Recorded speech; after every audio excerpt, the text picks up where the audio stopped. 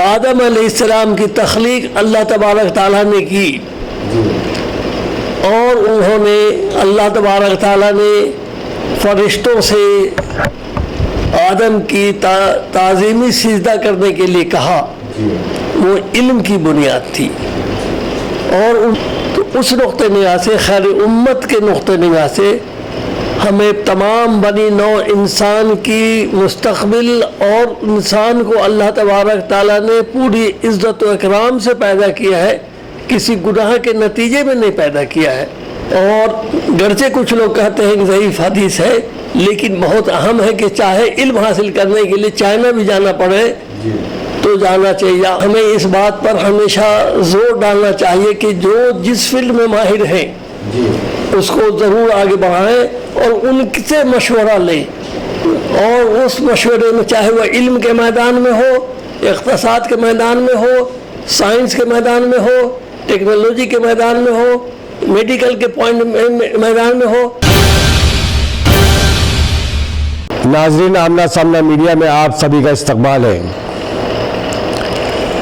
آمنا سامنا میڈیا ممبئی سے آج دہلی میں ہے، ساتھ میں ہمارے شہاب ٹی وی کے ذمہ دار بھی ہے، شہاب ٹی وی بھی ہے، اور ہم یہاں پر اس وقت جو موجود ہے انسٹیٹیوٹ آف آبجیکٹیو اسٹڈیز کے اس آفس میں، جو کہ ایک تحقیقی ادارہ ہے جہاں تحقیق اور ریسرچ کا کام لگاتار تقریباً 25 برسوں سے جاری، میرا ایسا اندازہ ہے۔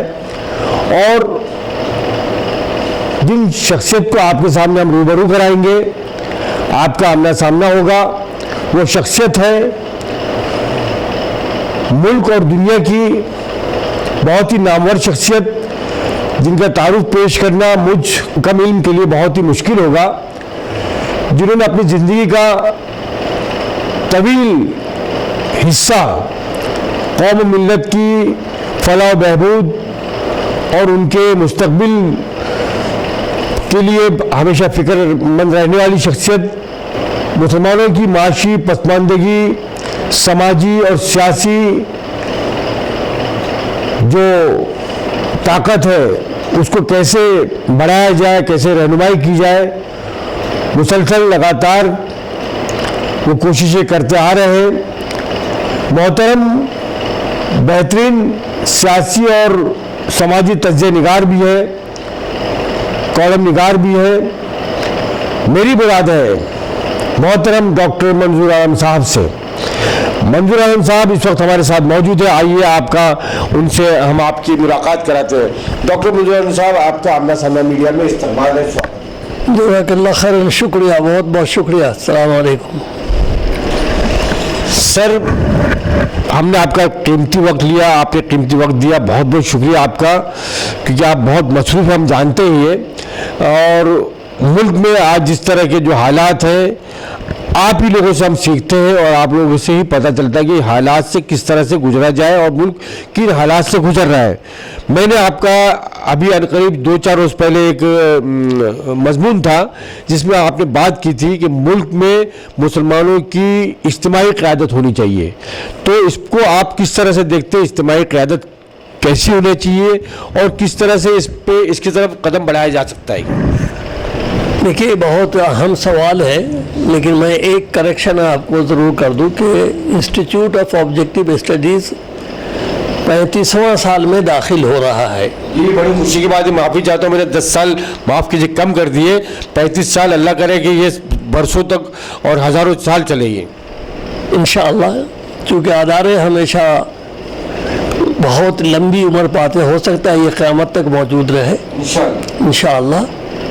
انسان جو اس کو تخلیق کرتا ہے یا اس کے تگ و دو کرتا ہے، اس کو قائم کرنے میں انسان کی کو گزرنا ہے، موت کا مزہ چکھنا ہے، اللہ کے پاس جانا ہے، اللہ کے پاس اپنا حساب دینا ہے۔ جو اہم سوال جو آپ نے کیا ہے اجتماعی قیادت، صحیح بات ہے کہ میں نے چند دنوں پہلے ایک مضمون لکھا تھا۔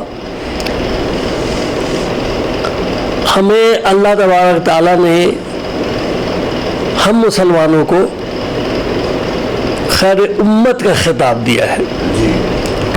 وہ ایک گڈ نیشن کا ایک تصور دیا ہے. یہ وہ تصور ہے جو تمام انسانوں کو جو آدم علیہ السلام کی ضروریات ہیں اور ان کی اولاد ہیں، کس مذہب کے ماننے والے ہیں، کس جغرافی کے رہنے والے ہیں، کس رنگ کے رہنے والے ہیں، کون سی زبان بول رہے ہیں، کس علاقے میں رہتے ہیں، اس سے اس کا کوئی تعلق نہیں. یہ تو اس کا فطری حصہ ہے تاکہ وہ اپنی بات کو پیش کر سکے. اس قرآن میں اس کی بڑی وضاحت موجود ہے. تو اس نقطۂ نگاہ سے، خیر امت کے نقطۂ نگاہ سے، ہمیں تمام بنی نوع انسان کی مستقبل اور انسان کو اللہ تبارک تعالیٰ نے پوری عزت و اکرام سے پیدا کیا ہے، کسی گناہ کے نتیجے میں نہیں پیدا کیا ہے، اور کسی کو ملچ نہیں بنایا ہے، کسی کو بہت نیچا نہیں بنایا ہے. سبھی انسان کو عزت و اکرام کے ساتھ پیدا کیا ہے. اس وقت مسلمانوں کو بالخصوص اسے انٹرنیشنل ایجنڈا بنانا چاہیے کہ ہم انسانوں کی عزت و اکرام کو قائم کرنے کے لیے کیا کر سکتے ہیں. اور وہ پہلو بہت اہم ہے جس میں ہر انسان، جسے بہت سے ہم لوگوں نے، جس میں خلیفہ ثانی عمر بن خطاب نے بھی یہ بات کہی کہ ہر انسان کو ماں نے آزاد جنا ہے، کس نے اس کو غلام بنایا. تلک نے بھی یہ بات کہی اور مختلف بہت ساری اہم شخصیات نے کہی ہے یہ باتیں. تو آزادی اس کی فطرت ہے، اور جب اسے کسی کو غلام بنانے کا حق نہیں ہے تو اسلام نے سب سے زیادہ زور دیا ہے کہ تکریم انسانی کو بحال کرنے کے لیے جہاں علم کی اہمیت ہے، واضح رہے کہ جب آدم علیہ السلام کی تخلیق اللہ تبارک تعالیٰ نے کی اور انہوں نے، اللہ تبارک تعالیٰ نے فرشتوں سے آدم کی تعظیمی سجدہ کرنے کے لیے کہا، وہ علم کی بنیاد تھی. اور ان سے تمام فرشتوں کے سامنے پوچھا کہ یہ کیا ہے، وہ جواب نہیں دے سکے، اور آدم علیہ السلام نے وہ جواب دیا. تو علم ایک بہت بڑا حصہ ہے. کوئی بھی علم کو ایسا نہیں بنائے کہ علم کی پہنچ تک نہیں پہنچ سکے. علم لازم و ملزوم انسان کی عزت و اکرام کو بڑھانے والا ہے. اس لیے ہمارے آقا محمد صلی اللہ علیہ وسلم نے علم پہ غیر معمولی زور ڈالا ہے. اور گرچہ کچھ لوگ کہتے ہیں کہ ضعیف حدیث ہے، لیکن بہت اہم ہے کہ چاہے علم حاصل کرنے کے لیے چائنا بھی جانا پڑے تو جانا چاہیے. کیا وہاں عبادت سیکھنے کے لیے جانا تھا؟ نہیں، علم سیکھنے کے لیے. جہاں مختلف چیزوں کا جو حصہ ہے وہاں سے سیکھا جا سکتا ہے. تو علم حاصل کرنے کے لیے، اور جو علم حاصل کرتے ہوئے انتقال کر جاتا ہے وہ شہید کا درجہ پاتا ہے. تو وہ جو ہے علم کی اہمیت اسلام نے قرآن میں بھی سینکڑوں آیتیں ہیں جو علم پر زور ڈالتا ہے. تعلمون کی باتیں اس قرآن میں پایا جاتا ہے جو علم پر زور ڈالتا ہے. تو اس لیے علم حاصل کرنے کے لیے یہ ضروری ہے. اسی طرح سے علم کے ساتھ اس کا تعلق ہمیشہ اقتصاد سے رہا ہے. اور اقتصاد جو ہے صرف ٹریننگ سے ہوتا ہے، چیزوں کو سمجھنے سے ہوتا ہے، اور آدمی ایک دوسرے کو مدد کرتا ہے. تو اس لیے اسلام نے اس پر زور ڈالا ہے، زکوٰۃ کا بھی، صدقہ بھی، اور مختلف انداز سے غریبوں کو، کمزوروں کو مدد کرنے کا بھی.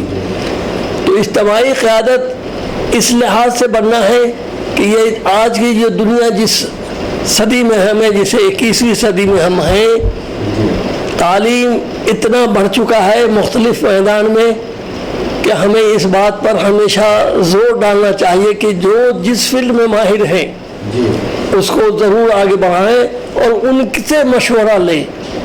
اور اس مشورے میں چاہے وہ علم کے میدان میں ہو، اقتصاد کے میدان میں ہو، سائنس کے میدان میں ہو، ٹیکنالوجی کے میدان میں ہو، मेडिकल के पॉइंट मैदान में हो और शर्फ इंसानियत को बढ़ाने के मैदान में हो, सबसे मशवरा करें और उन मशवरे को अहमियत से साथ डिस्कशन भी करें और उसको अमली शक्ल दें।